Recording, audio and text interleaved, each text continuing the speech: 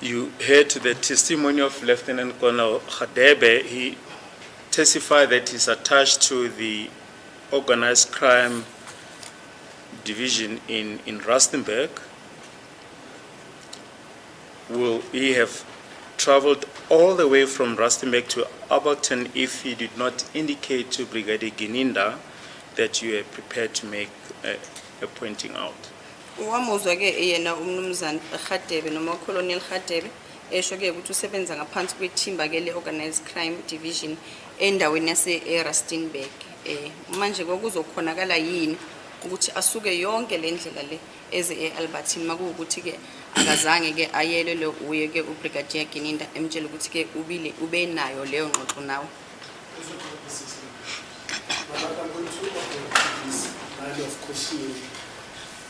This witness is not privy to the telephone communication between Brigadier Gininda and Colonel Khadebe.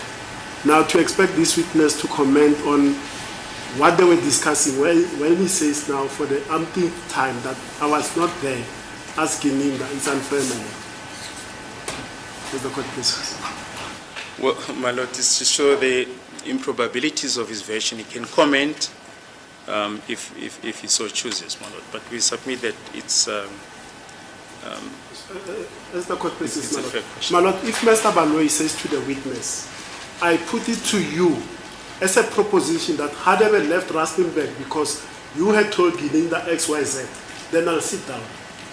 That's a different proposition. And then when he says, why would Khadebe travel all the way from Rustenburg if he did not speak to Gininda that he would be assisting him to supervise the taking of pointing out? It's different. That's inviting speculation. No, I'm not speaking. I'm addressing the question to you. Yes. You are saying, if he says, I put it to you, it changes the complexion of the meaning of the... It does? Yes, it does. Okay, you heard that, sir. Well, maybe let's rephrase it. Let's rephrase it. Are you suggesting that Lieutenant Colonel Khadebe traveled all the way from Rustenburg to Alberton without you having indicated your preparedness to make pointings out? Manje ke wena usho ukuthi uHadebe ke usukele eRustenburg eza la eAlbertine makuwukuthi wena awuzange ke uvume ukuthi ke uzoya uyokhomba ke indawo yesihlakala. Ukuthi uHadebe usuke kuphi anginalo ulwazi kodwa mina engushoyo ukuthi mina ngaze ngise ngikhulume noGininda ngaze kube khona engivumela kukho engivumelana naye kukho ukuthi ngizokwenza. I do not know as to where was Khadebe traveling from, and what I said is that I did not have any conversation with Gininda with regards to pointing out. Angazange azakhuluma noGininda nangazi ifo leza ishoyo. And I also never spoke to Gininda on the 4th, which he had made mention of. So, Mr. Sibiya, your version is that after you were booked out on the 5th of June 2020, you were taken to the same spot at Foslores municipal area to which you were taken on the 30th of May 2020. Is that correct? Uthe wena umhla ka5 kuJune u2020 uye wathatha ke wayiswa kule ndawo le yakamasipala khona lapha eFoslores. Yona le ndawo owayiswa kuyo umhla ka30 kuMay kunyaka ka2020. Yeah. Yes. We have just put the diary and the version of Brigadier Gininda to that Sergeant Mukhani was instructed to take you from Valeria to Alberton. Is there a reason why Sergeant Mukhani would have deviated from the instruction to take you to Foslores municipal area instead? Brigadier Gininda ubhalile ke ediary yakhe noma ke encwadini yakhe ukuthi yena ke wakhipha umthetho noma ke umyalelo ukuthi ke uMukhani akuthathe akususe Valeria akuseke endaweni yaseAlbertine. Ngabe sikhona yini isizathu esingenza ke uMukhane ukuthi ke angathobeli umthetho okhishwe uGininda?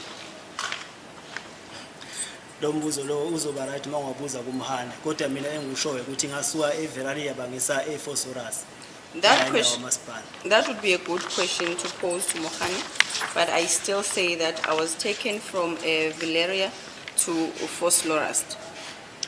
During cross-examination by Advocate Nisi to Brigadier Gininda on the 5th of June 2025, Brigadier Gininda testified as follows.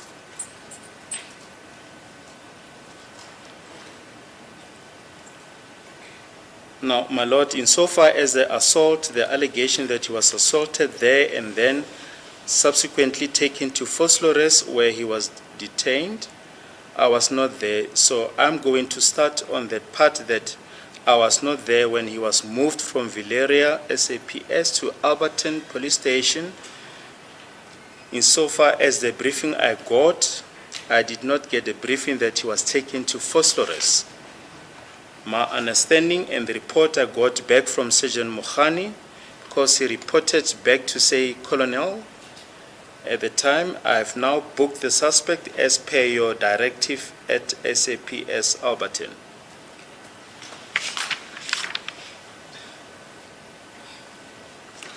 Utsike Brigadier Gininda ke ngosinkantolo mayelana ke nalezi insolo zokuthi ke washaywa ke umangalelo noma ke umsolwa ngaleso sikhathi uthi ke engikwazi ukuthi angikwazi ke ukuthi wathathwa wayiswa ke endaweni yase Foslorus lapho wayegcine khona ngangingekho uthi mina ngizocala lapho ngisho khona noma ke ngizocala ngifakazele indaba yokuthi ke ngathi mina ke makasuswe eValeria Police Station ayiswe ke station samaphoyisa sase Albertine.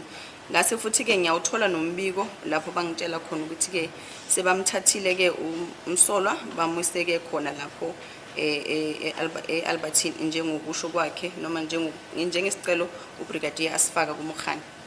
And furthermore, still on the 5th of June 2025, page 18, line 3, Advocate Nisi, when cross-examining Brigadier Gininda, said the following: do I then have to understand that a report that Mukhane gave you was per their instruction that they needed to drive from Valeria Police Station to Alberton Police Station where they needed to go and detain Mr. Sibiya for the purpose of the pointings out? Then at line 8, Brigadier Gininda answers, that is correct, my lord, but in addition to that, to say he must liaise with Colonel Hadebe, because I remember that I gave the number of Colonel Hadebe to him, and I also gave Colonel Hadebe Mukhane's contact numbers.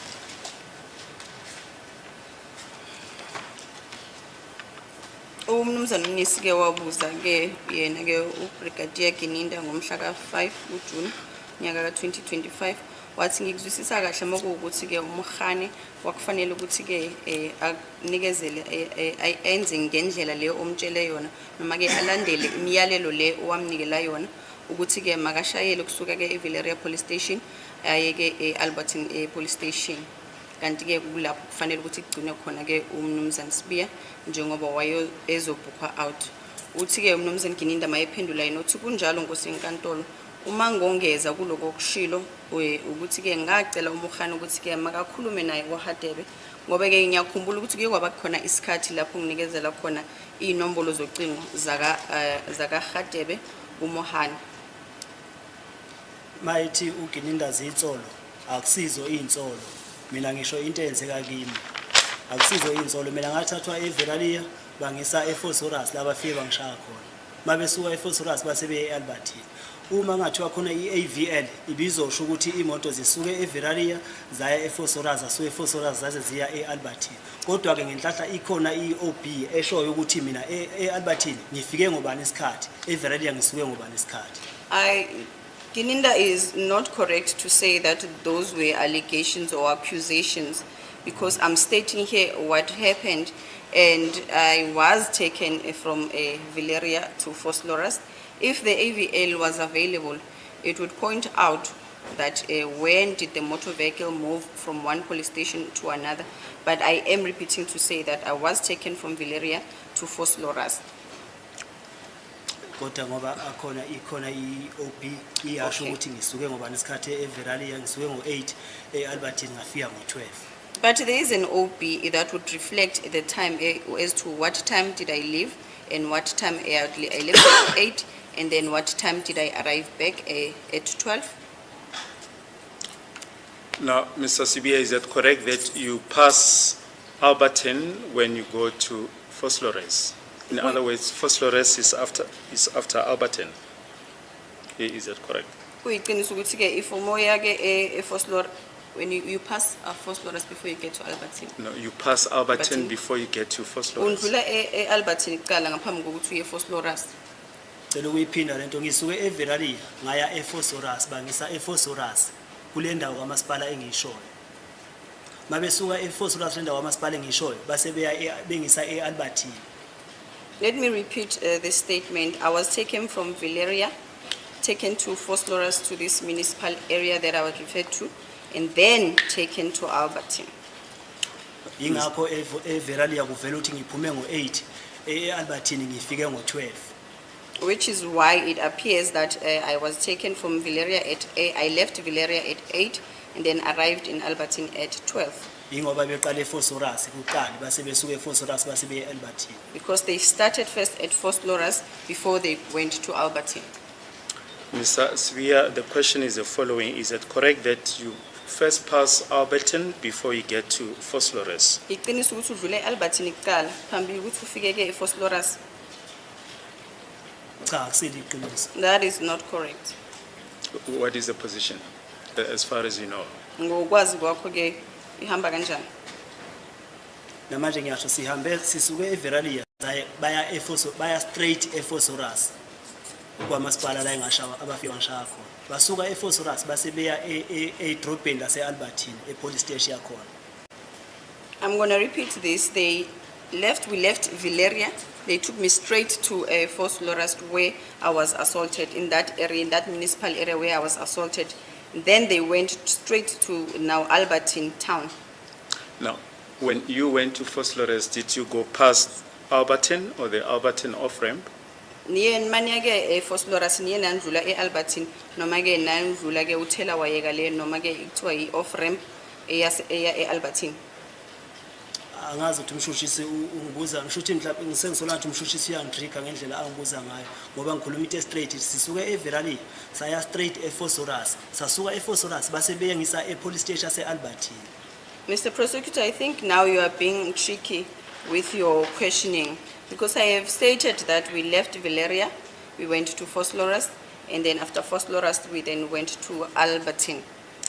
No, that is not the aim. What we're trying to establish from you is the town of Albertine. When you're traveling from Pretoria, do you first go past the Albertine, then Vosloorus, or what is the position? That is all.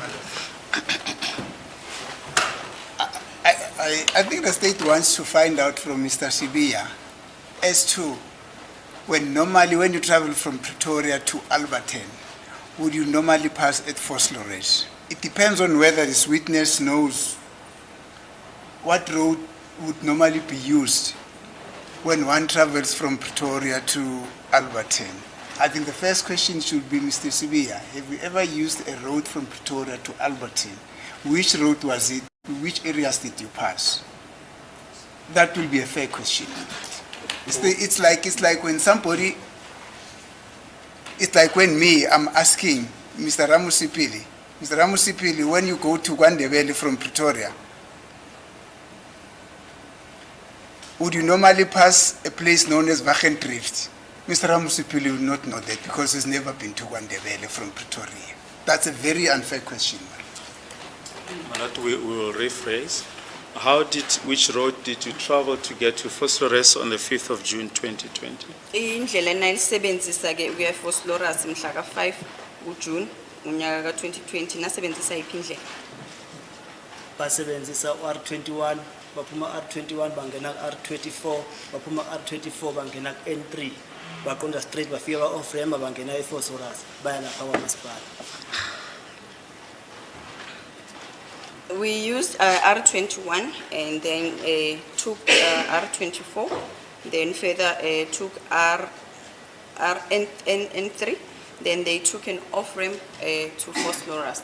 Baqala ngokusebenzisa u-N1 mabesuka ngapha eQueenswood basebenzisa u-N1 bengene ku-R21 beyongena bejoyine u-R24 bejoyine u-N3 bebheke ephosphorus befike be-oframe bengene ephosphorus beye lapha kwamasipala. They would first use the N1 Queenswood Road and then take R21. Mabesuka eQueenswood Yeah. mabesuka eVeralia basebenzisa u-N1. From Valeria, they will take N1, then take R21, then take R24, and then take N3, and then off-ramp to phosphorus. Yes. Yeah. Yes, whilst on the N3, just to come back to the earlier question, did you go past the Alberton off-ramp? Uthela wayeka lo we-Albertini niye namdlula manje ngabe niya lapha ephosphorus noma ke i-off-ramp le yase-Albertini niye nandlula njengoba niku N3. Ngoba ngithi sasuka la eVeralia saya straight ephosphorus ziningi indawo esazendlulayo kodwa saya straight ephosphorus. As I've indicated that we left Valeria, so went straight to phosphorus. There are many places that we passed on Yes. our way there, but we went straight to phosphorus. Yes, we understand that. That's why we're asking specifically about Alberton. Did you go past the Alberton exit from the M3? Ukusuka kuleyo ndlela leyo uthi umshushisi uyaqaphela ukuthi ke yebo nayindlu ningi indawo nayindlula kodwa ke njengoba niku N3 lo thela wayeka noma off ramp lo we-Albertini namdlula yena na. Mina angazi sekumele ngize ngichaze kanjani lento le kwesekadolo ngoba ngikhuluma into straight ukuthi sasuka la saqonda straight ephosphorus sasuka ephosphorus saqonda straight eAlbertini. My Lord, I do not know now as to how to answer this question. I did indicate that we left Valeria and then we went straight to phosphorus. Sengithola ngathi manje senginombuzo ekufanele ingcindezele shuthi lenkulumo engiyikhulumayo bengazi ngikhuluma yona ngoba ngikhuluma into eyenzeka imali yalanga ukuthi sasuka la saya kuphi sasuka kuphi saya kuphi. I feel now this line of questioning is there to oppress me, to give this court an impression that whatever that I'm saying, it's not correct. As far as to from where did we leave and where we went. Now, when you left phosphorus, did you go back on the N3? Mansuka ke ephosphorus nina phinde futhi nabuyela ku N3. Masuka ephosphorus bese sabuyela ku-N3 futhi. Yes, from phosphorus we went back to N3. And did you travel back in the northern direction, in the direction of Alberton? Naya futhi nilibangise ke direction ye north, we north ibheke eAlbertine. Angazi ngokwenotho kodwa khona Entshonalanga, uthi ke- sabheka saya straight eAlbertini futhi police station yakhona. I would not know about the north issue, but we went and proceeded straight to Albertine. Your version is that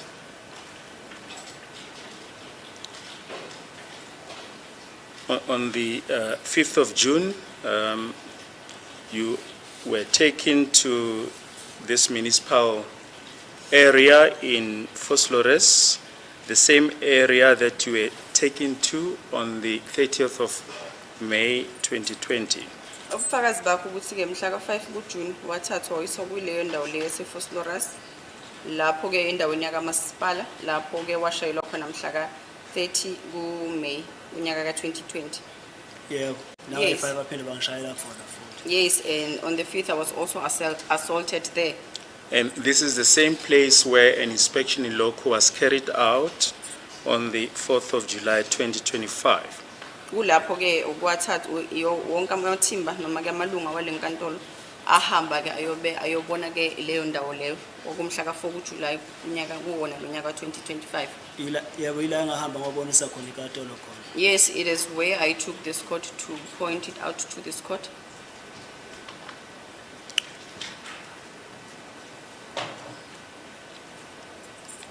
You'll remember that during the inspection in loco, we saw that there is a boom gate when you proceed to the place that you pointed out, when you leave Van Buren Road, the main road that goes towards the police station. When you turn out of that street into the side street, there's access control. You remember that? Uyakhumbula ukuthi ke lapho masifika lapho kuleyo ndawo leyo masiyobona kwakune boom gate, singasebenzisa boom gate kodwa ke igate elikhulu lapho ke kusetshenziselwa khona ukuthi abantu mabangena bakhona ungena bavuleleke, abaphumayo bakhona ukuvuleleka. Kuwona lo mgwaqo lo we-Van Buren othi mawuphuma kuso uphuma kuwo lo mgwaqo lo uveleleke e-station samaphoyisa. Uyakhumbula lokho? Leya ndawo leya ngiyakhumbula, leya ndawo leyana i-bomb gate yakhona nomshushisi naye ngoba wayekhona nje laphana akaze ukuthi imoto yakhe ayihamba ngayo imvalele bemvulele ukuthi angene bese iphinde futhi emva kwayo iyavula. Leya nto ihlala ibheke phezulu, so ihlala ivulele imoto engenayo neziphumayo ayivali ivule leya nto leya ihlala imbheke phezulu waya. Yes, I still remember the place. And furthermore, the boom gate that we are referring to, the prosecutor also knows that when he got there with his own motor vehicle, that he was not given access to enter, or they opened that underarm to open for him or close for him. The underarm there is always open, all the time. And your evidence is that the vehicles then went through the same access control and parked at the same spot as on the 30th of May 2020, is that correct? Ukuthi ke umhla ka 5 kuJune ke unyaka 2020 benza ngalendlela benza ngayo ngomhla ka 30 kuMay unyaka 2020 bangena lapho bahamba bayopaka imoto zabo khona kuleyo ndawo babepake kuyo ekucaleni mhla ka 30 kuMay. Yeah. Yes. How many vehicles were there on the 5th of June 2020? Umhla ka 5 kuJune ku2020 zaziyingaki imoto? Angisakhumbuli sasinga. I do not remember as to how many cars were there. And how many, do you perhaps remember as to how many police officers were there? Makuwukuthi uyakhumbula ke mhlawumbe amaphoyisa wona wayemangaki? Ayimaningi inandawo ngisakhumbula. I do not recall the number, but there were many. More than 10 Mhlawumbe police officers? ngeqa isibalo sika 10. Ngoba ngithi angisakhumbuli nje angikhumbuli. I do not remember, as I've indicated. During the inspection in Loco, did you not estimate that the number of police officers who were there were about 10 or less? Uma silapha ke endaweni sehlakalo lapho uye wahambisa inkantolo khona wayesikhombisa khona. Awuzange usho ukuthi amaphoyisa wayekhona lapho bekungaba amaphoyisa asesibalweni singaba mhlambe ku10 uya phansi. Umuntu mayekhuluma inkulumo njengale usuyekhomba ukuthi akakhumbuli. If one should utter such a statement or a statement of that sort, that should show that that person cannot remember. But did you utter that statement during the inspection in Loco? Kodwa ileyo nkulumo ke wayikhuluma wena mhlazana kuyobonwa lapha endawo. Ngafike ngasho ngathi angikhumbuli wathi umnisi estimate ukuthi ayingaba mangaki. I did say I do not remember. Mr. Mnisi then said I should estimate as to how many were there. And what was your estimate? Wa estimate wathini ke wena? Waqagela wathini?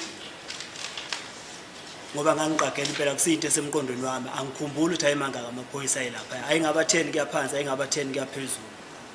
As I've indicated that I was indeed estimating it would have been 10 and below or 10 and above.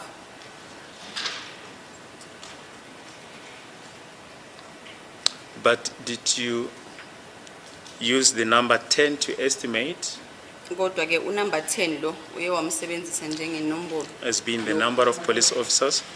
This is very unfair. This is very unfair. The witness specifically says, I said on the inspection in Loco day that I don't remember.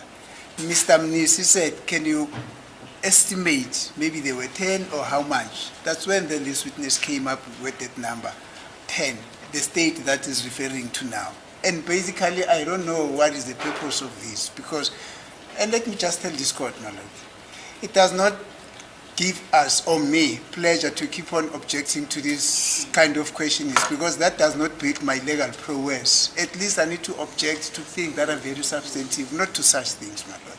And I'm saying that with the greatest respect that I have my colleagues and everybody else here at court. If I should stand up here and object, at least I should be objecting on something that is building on my legal prowess, on my legal experience, not this, what is happening here. Maybe it's just, and I want to comment on that. We just asking the witness on, it might be that the objection is unnecessary. We're just commenting on what the witness said during the inspection in loco. Are you able, Mr. Sibiya, or did you use the number 10 to estimate the number of police officers who were there on the 5th of June 2020?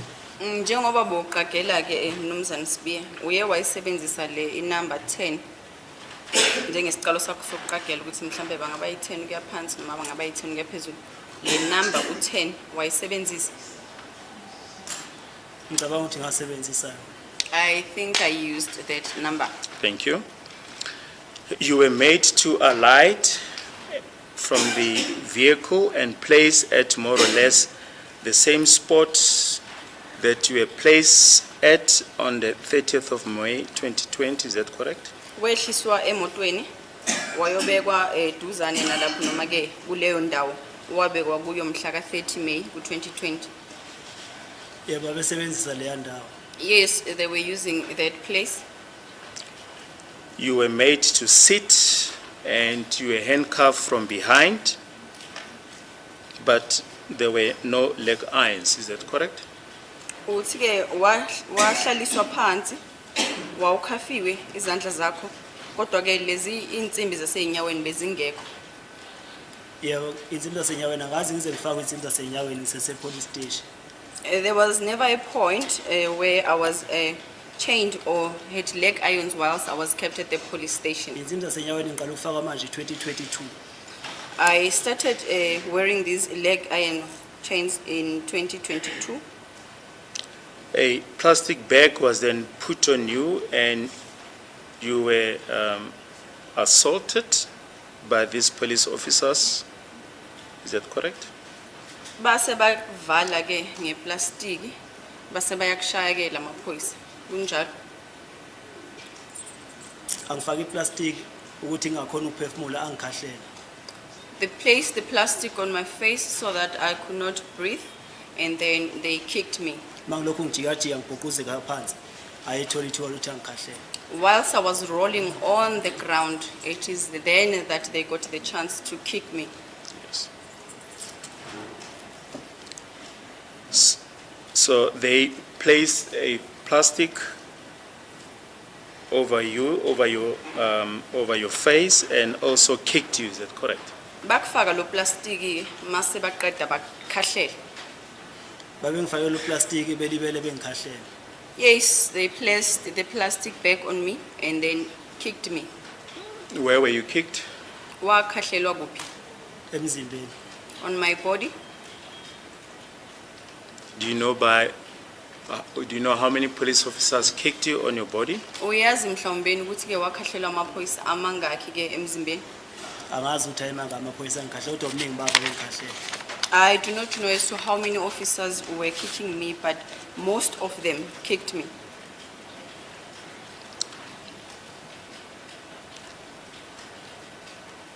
From your evidence, it appears that every time when you were assaulted, the assault took the same form.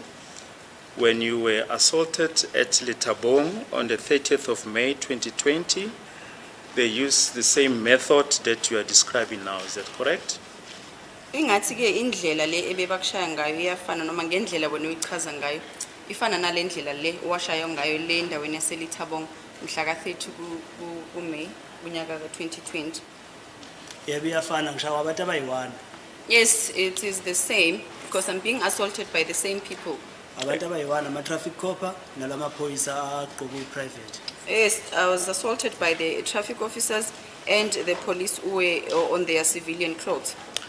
And also, when you were allegedly assaulted at Deep Kloof Police Station, they used the same standard form of assault.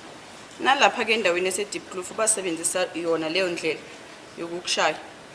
Yebo babengifake iplastiki bephinde bengikhahlele nakhona. Yes, there was also a plastic placed on my face and I was also kicked. And you stated in your evidence in chief that the purpose of the assault was that you should take them to where Mr. Senzo Meyiwa died. Is that correct? When ukaze ukuthi ke isizathu sabo sokuthi ke nabakushaye kwakuukuthi bafuna ukuphoqelela ukuthi ubathathe ubayise lapho uSenzo Meyiwa ashonele khona. Angaze ngisho kanjalo ngithi babengitshela ukuthi bafuna ngiyokhomba la kwashonela wafela khona uSenzo. Ngibatshela ukuthi angazi la kwafela khona uSenzo mina ngoba ngazi lutho ngokufa kaSenzo. No, that's not what I said. I said they were telling me that I should go and point out where Senzo died. Then I told them that I do not know anything about Senzo's death. Yes. But we have earlier on put it to what the evidence of Brigadier Gininda and Lieutenant Colonel Khadebe is, namely that arrangements were already made on the 4th of June 2020. I was then suggesting that on the 5th of June 2020, they were assaulting you in order that you should go and point out where Mr. Senzo Meyiwa died. Can you kindly repeat Yes. the question? We put it to earlier on the evidence of Brigadier Gininda as well as Lieutenant Colonel Khadebe, namely that arrangements were already made on the 4th of June 2020 for the pointings out. Now, are you saying that on the 5th of June 2020 they were assaulting you in order for you to go point out the place where Mr. Senzo Meyiwa died? Uyakhumbula ke ukuthi ke sezaveza ke inkulumo lana ukuthi ke kubufakazi baka Gininda ukuthi ke kwase enziwe vele amalungiselelo ukuthi ke wenziwe ngomhla ka4 kuJune ku2020 ukwenziwe uGininda noHadebe ukuthi vele wena so uvumile ukuthi uzoyokhomba lapho kwenzekalele khona isihlakalo. Manje wena uthi ke mhla ka5 mase ushaya lapho usho ukuthi bosashayelwa ukuthi ke uyokhomba lapho kwenzekalele khona isihlakalo iloko okushoyo. Ngiyaphinda leto mina ngaze ngikhulume noGininda ngokuthi kumele ngiyokhomba kuphi kuphi. Ayikho into engangayikhomba la kwafela khona Senzo Meyiwa namanje angazi Senzo Meyiwa ukuthi wafela kuphi mina. Like, I'm going to repeat this. I did say that I did not have a conversation with Gininda with regards to a pointing out, and I do not even now at this point know where, I do not know as to where Senzo Meyiwa died.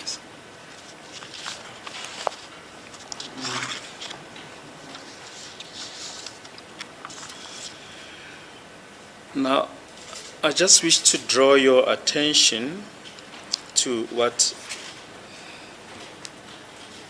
Mr. Mgomezolo, the proposition that Mr. Mgomezolo made when he was cross-examining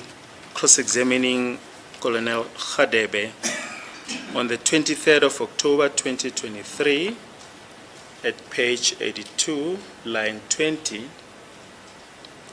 Mr. Mgomezolo, may I approach my lord? Accused is raising his hand. Thank you. Before that, maybe I'll start at line 16. Mr. Mgomezolo, so you won't dispute that the accused was transported from Valeria to Alberton Police Station on the 5th of the 6th month 2020. Will you not dispute that? Then Mr. Hadebe, yes, I won't. Line 20, Mr. Mgomezolo.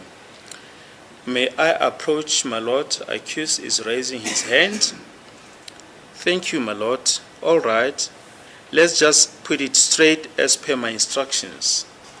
Accused person was transported from Valeria to Foslores police station. To Foslores, where he was assaulted. So the proposition here by Mr. Mgomezulu is that you are transported from Valeria to Foslores police station. Kuvela ke ubufakazi. That's not a proposition. The proposition is you were transported from Valeria to Foslores police station, Foslores where you were assaulted.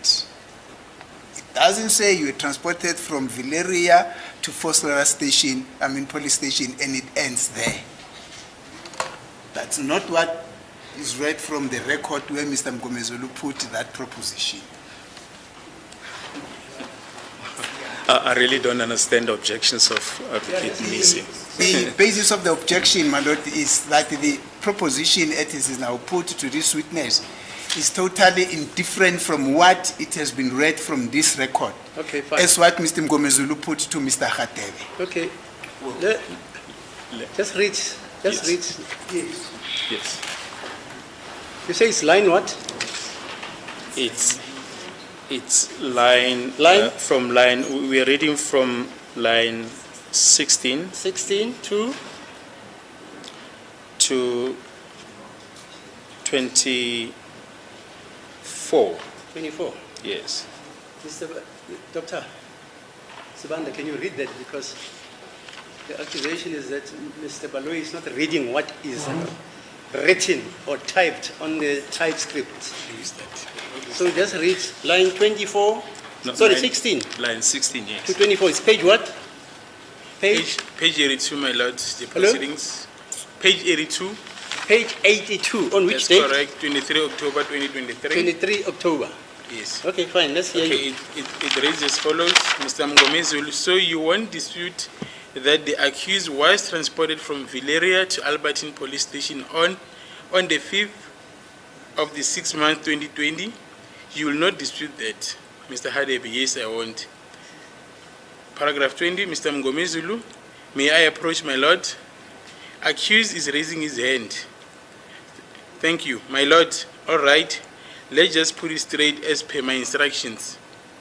Accused person was transported from Valeria to Fostoras police station, to Fostoras where he was assaulted, he was tortured, and the nature of the assault was choked with a plastic bag in his...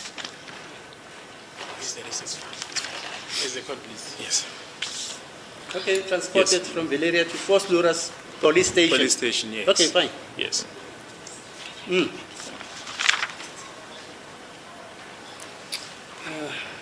Lana ke mnumzana ngumezulu ke ebuza ke mnumzana Hadebe uthi ke mnumzana Hadebe angeke uze ke ukuphikise ukuthi ke ngomhla ka 5 ngomhla ka 5 kuJune kunyaka ka 2020 umangalelo noma ke umsolwa wathathwa ke asuswa eValeria ayiswa ke eAlbertine police station uthi cha angeke ngikwale lokho mnumzana ngumezulu uthi inkosi enkantolo ngingathanda ukuthi ngikhulumisane ke nomangalelwa ngoba ke phakamisa isandla sakhe wase uyabuya uthi ke ngicela ukuyibeka ngalendlela eshuwo umangalelo ukuthi ke umangalelo uthi ke wathathwa eValeria wayiswa eFoslores police station kuleyo ndawo ashayelwa kuyi lapho ke bamfaka khona uplastiki bamshaya angazange ngazange eFoslores police station ngiye endaweni kamasipala eFoslores kodwa ke lokho okubhalwe la ingoba nasekuqaleni ngingafunda igama lami ebhalwe Moses bathi nguMoses Sibiya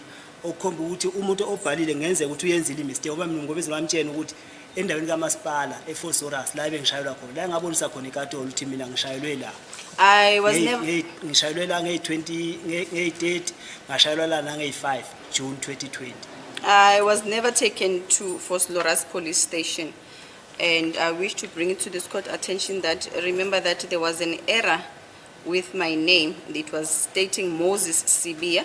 And I believe that this person might have made a mistake when they said for Foslores police station. I was never taken there. I was taken to the Foslores municipal area, as I've indicated. You see, he made that proposition after taking instructions from you, according to the record. Ukuya ke ngaleli record wakusho lokhu emva ke eqeda ke ukukhulumisana nawe.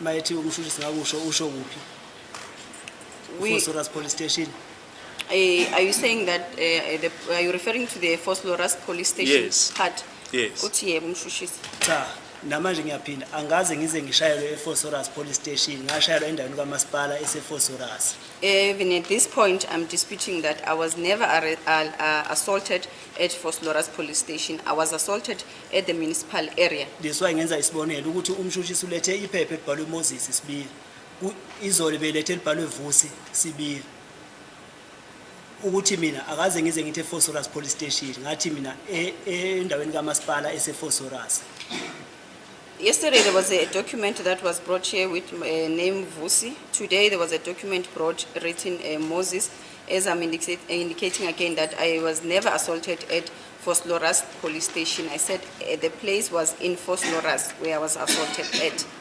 Now, if you say your legal representative then made a mistake, did you correct him? Makuwukuthi uthi ke umnumzana Ngomezulu wayenze ke iphutha uye wamlungisa. I think that is very unfair of the state to keep on referring to Mr. Ngomezulu having made a mistake. Fast forward, the very same area that Mr. Sibiya actually testified about, he tried to give a definition of that same area to me. I did not understand it. He gave a very broad definition. He tried the best that he could. I did not get exactly what is it that he was trying to say. He was speaking about the police station, he was speaking about the municipal area, he was speaking about the golden spot that is housing a lot of places, which is the reason why ultimately at the end of the day, I said for this court to understand what Mr. Sibiya was actually referring to, it's best that an inspection in loco should be held. And this court gave correctly so in order that we should go and have a look at that area that Mr. Sibiya is so trying to, is trying the best of his ability to explain what is it that is trying to bring to me so that I can convey it to the court, my lord. So to keep on saying that that place was a police station, it's a misnomer. Yes, Mr. Baloyi. Well, I don't know if Mr. Advocate Nis is arguing against the record, against what stands on record.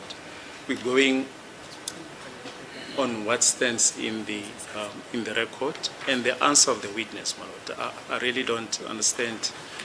As it is the court, my lord, there are so many things in the record that in one way or the other, the context thereof needs to be understood. So if Mr. Baloyi says I am arguing against the record, that is his own understanding, which is wrong. Because he's approaching this whole scenario in a piecemeal, he's adopting a piecemeal approach in his analysis of this whole scenario. If the record wants to say that the place where Mr. Sibiya was assaulted at is a police station, then there would not have been any need for this court to make an order that we should go and have an inspection in loco, to basically go and see for ourselves what is it that Mr. Sibiya, in his explanation, was trying to give to this court as a place where he says he was allegedly assaulted. Mr. Advocate Nis will be well advised to argue these points when the time comes. It's the opportunity for the state to cross-examine, and we're entitled to cross-examine on what stands in the record. If he's got his own interpretation, or if he wants to persuade the court to put a certain interpretation, by all means at the end of the case. But at this point, it's the state's opportunity to test the version of the accused, and this is what we are doing. Okay. Now, Mr. Sibiya, you, just before your counsel made an objection, you said your then legal representative possibly made a mistake. Uthe ngaphambi kokuthi ke ubaba umnisi esukuma ukuthi ke akavumelana nangendlela lo mbuzo ubekwa ngayo wena ubuso impendulo yakho bekuwukuthi ke kungenzeka ukuthi ke umnumzana uMngomezulu owayewummeli wakho ngaleso sikhathi wenza iphutha.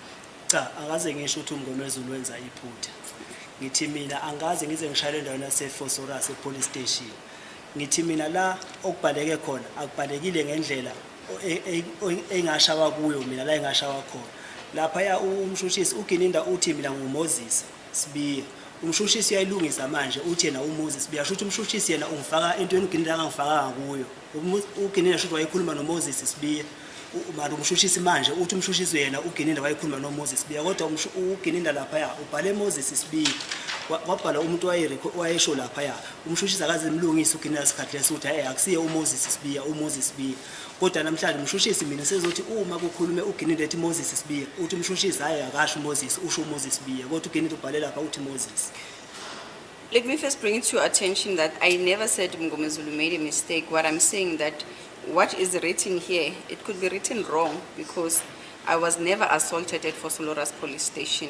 Secondly, the prosecutor has brought a document which was written Moses, and when I brought it to his attention, then said it's supposed to be Muzi, and Mr. Gininda never involved me or was talking to a Moses, not myself, and the prosecutor now is involving me, changing this Moses to a Muzi. So I'm saying that there could be the person who had typed here, it could be an error on their part, but I was never assaulted at Fosolorus police station. I was assaulted in Fosolorus at the municipal area.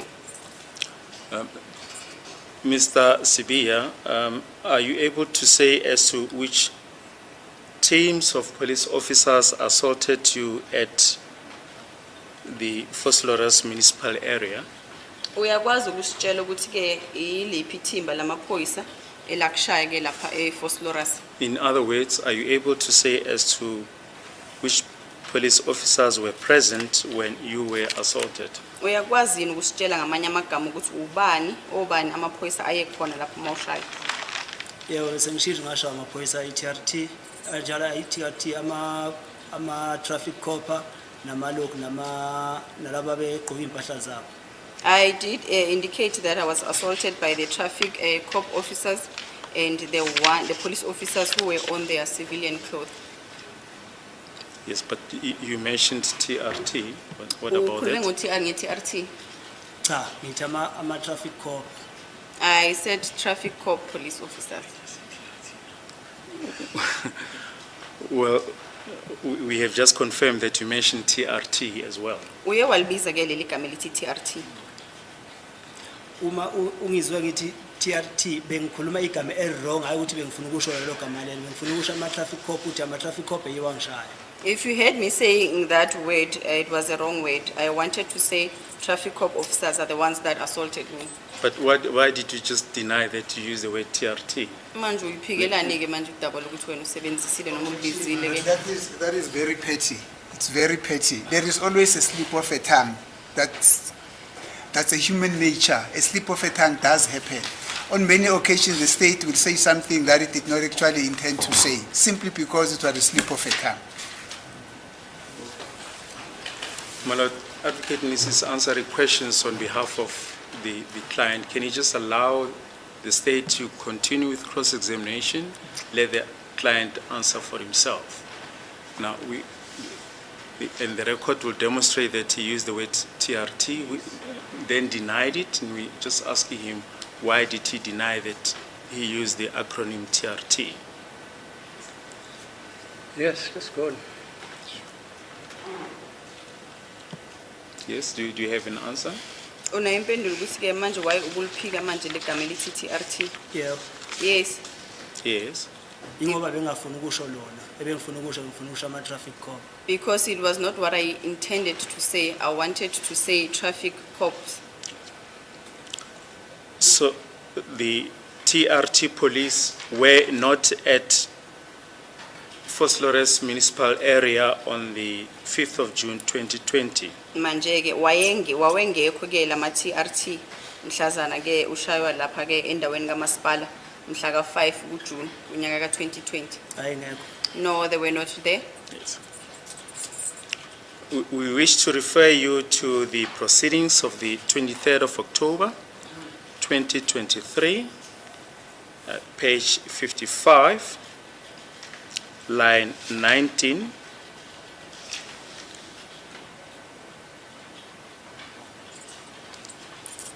Mr. Mgomezulu, maybe we'll start earlier at line 16. Maybe line 15, Mr. Mgomezulu.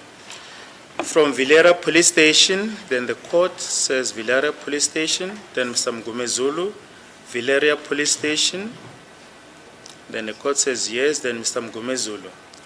To forced arrest, and he was subjected to torture and assault by the TRT police, who then took him to Alberton.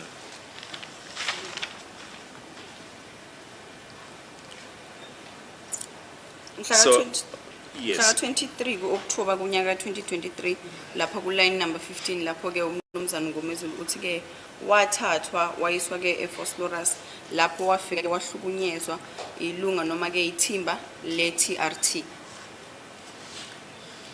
Namanje ngiyayiphinda lento le mina ngisuke eVeralia ngihamba namaphoyisa ayegqoke uprivate namaphoyisa ama traffic cop. I still maintain this statement that was taken from Valeria by the police officers who were on their civilian clothing and the traffic cops. Angithatha angisa eFosloras endaweni kaMasipala. They took me to Fosloras to the municipal area. La fika angishayela khona ama traffic cop nalamaphoyisa agqoke uprivate. It was the traffic cops and the police officers who were in their civilian clothes that assaulted me. Ileyo nto engayitshena icourt ngetrial namanje ngiyitshena khona futhi. It's what I told this court at the time of the trial, within a trial, and it is the same thing that I'm saying now.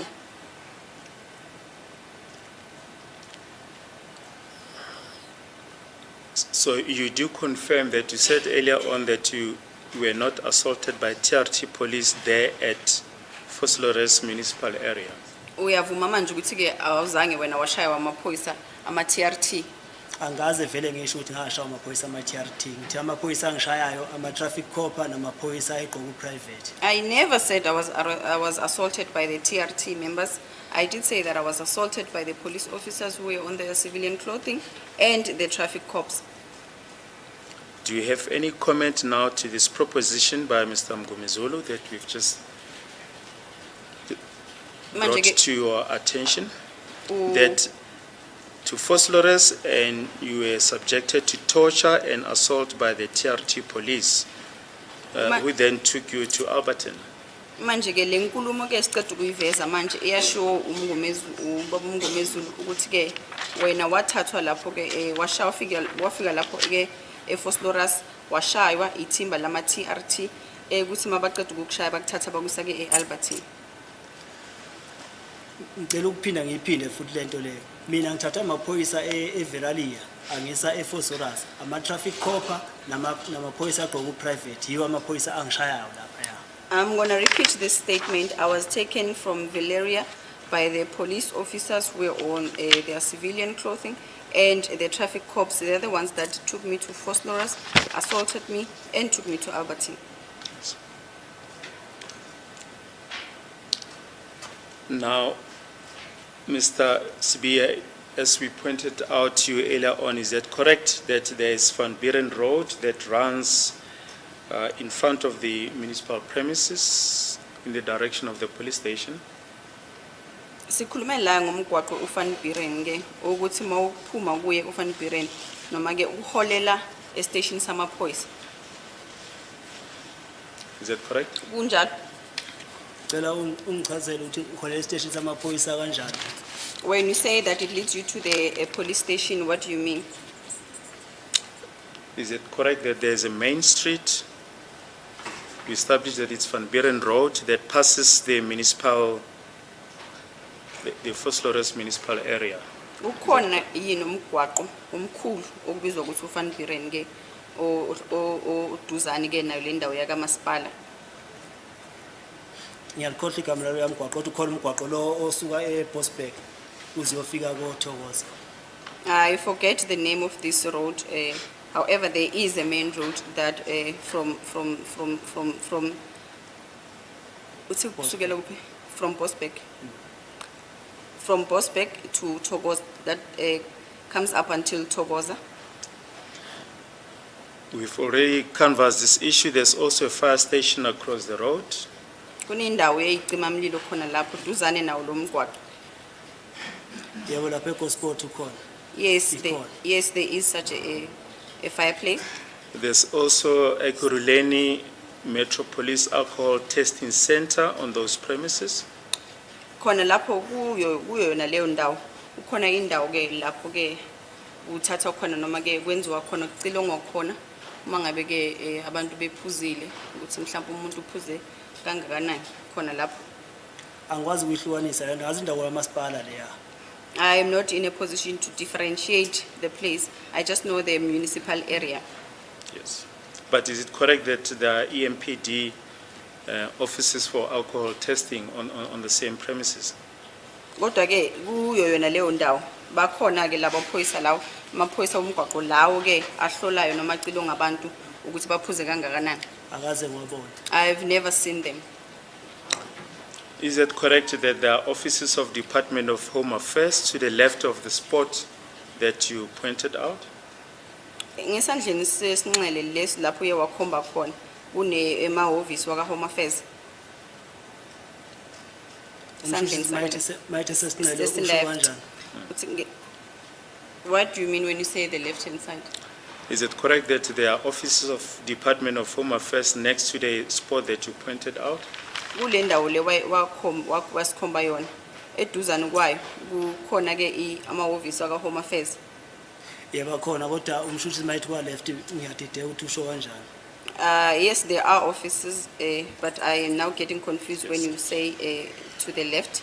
Yes, if you're facing the fire station, to the left there are offices of the Department of Home Affairs, is that correct? Uma ngabe ke ubhekene ke nalapha kubekwa khona izicimamlilo.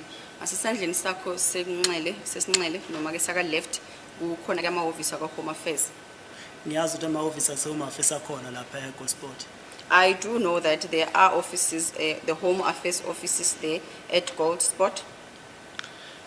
This assault that you described happened in broad daylight, is that correct? Ukushaya kwakho ke kwenzeke emini likaba. Yeah. Yes.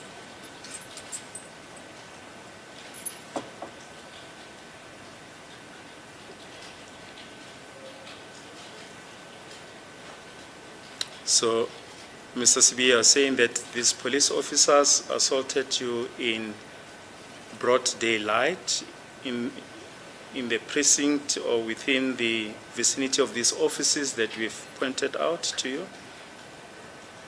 Usho ukuthi ke amaphoyisa noma ke udaba olukhulumayo wena ukuthi lamaphoyisa lawo akushaya ke emini likaba kuyo yona leyo ndawo leyo uwona lawo mahhovisi lawo esesiwabalile onke.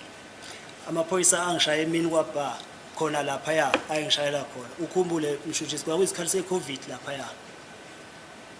And ayengekho umuntu ayengazotesta utshwala wangaphuza.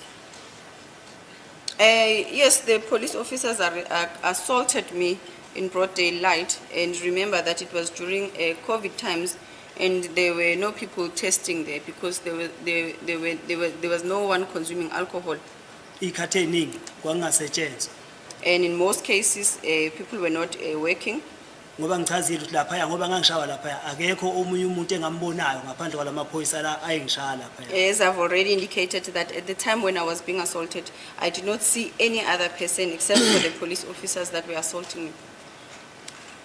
Sorry, I just missed this point. Did you say you cannot remember as to how many police vehicles were there? Or are you able to give a number of police vehicles that were there? Angazi noma ngikuzwanga kahle ke uthe usakhumbula yini ukuthi imoto zazingaba ingaki ezazikhona lapho.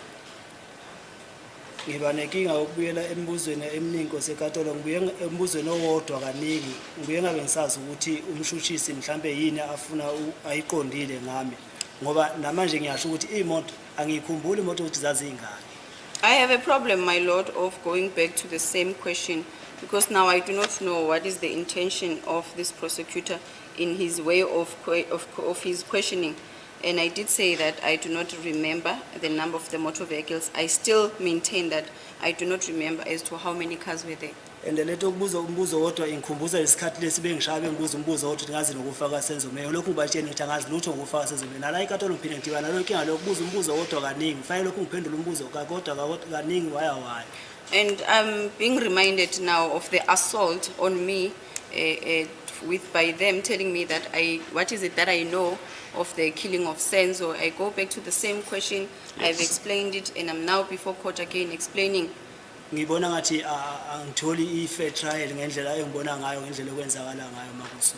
I then feel that this is not a fair trial in the manner in which it's going on. Yes. Mr. Sibiya, we have to test your evidence and we have to ask you questions. That's the purpose of the whole exercise. Kumele sibivivinye ke ubufakazi kungendlela ekufanele senze ngayo. As it is the court, my lord, this witness is correct.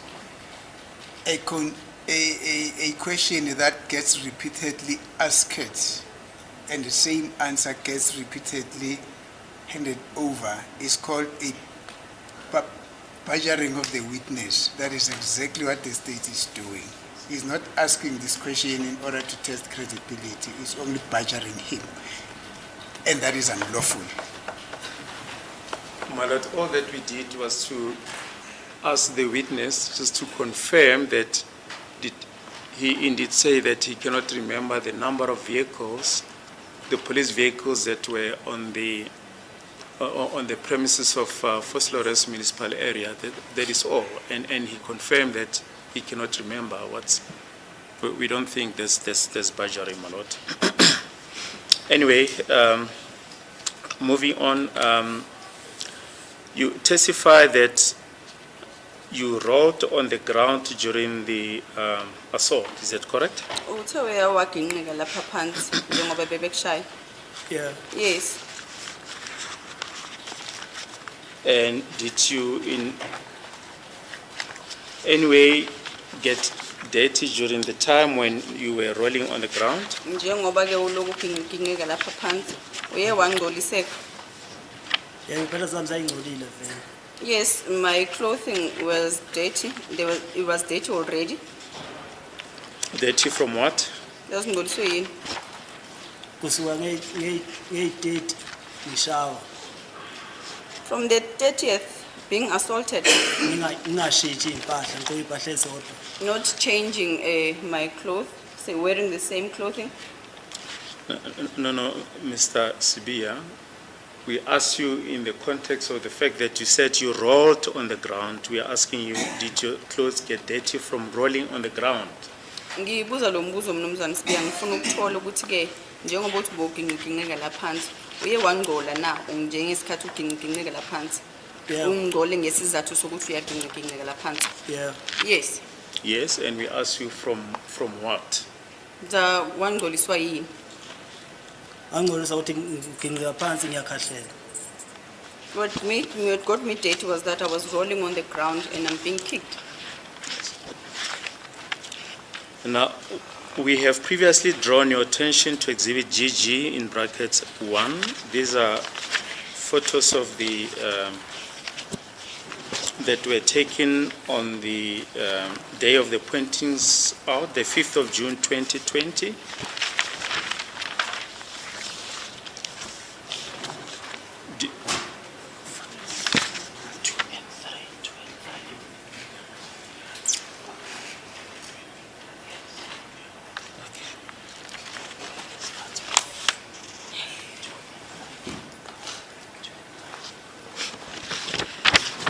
Now, these photos, is it correct that these photos were taken shortly after your alleged assault at Foslores municipal area? Lezi ithombe zathathwa nje emva kwesikhashana uqeda kushayo lapha eFoslores. Lezi ithombe mabazithatha. Umshutshisi mayethe emva kwesikhashana understand kodwa bayithatha ngalolo suku lolo engangade ngishawa ngale Foslores. I do not follow Mr. Prosecutor when you say a short while after that, but I know that they were taken on the same day.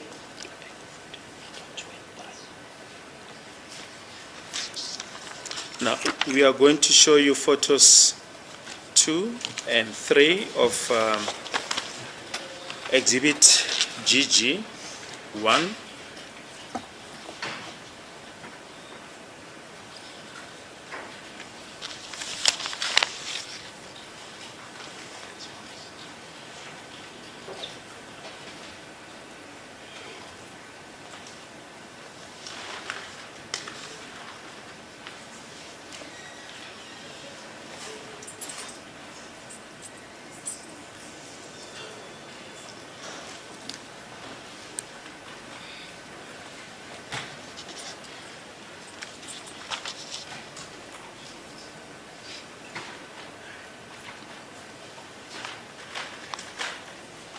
Similar, it's almost 3 minutes to 1. Shall we take the long adjournment? We'll prepare the photos Okay, fine. at 2 minutes. Right.